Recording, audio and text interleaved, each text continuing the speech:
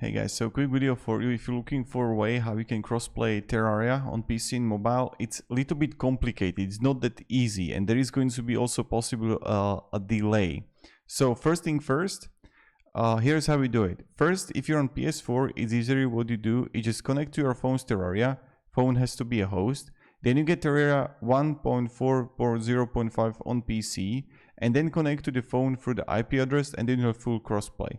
If you're on Xbox, it's kind of harder and unexpectable. What you do is start the server on the phone, then you need to go to Xbox, go to multiplayer, then turn your Xbox off, wait a minute, then turn it back on, and you should see your phone's servers join. On your PC, connect to your phone through the IP address, boom, full crossplay.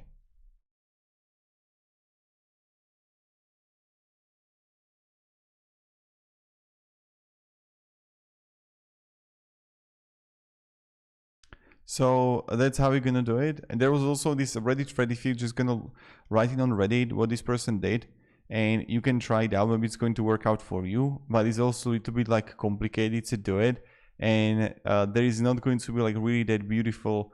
There is going to be just like a delay if you're gonna like crossplay it between the PC and mobile.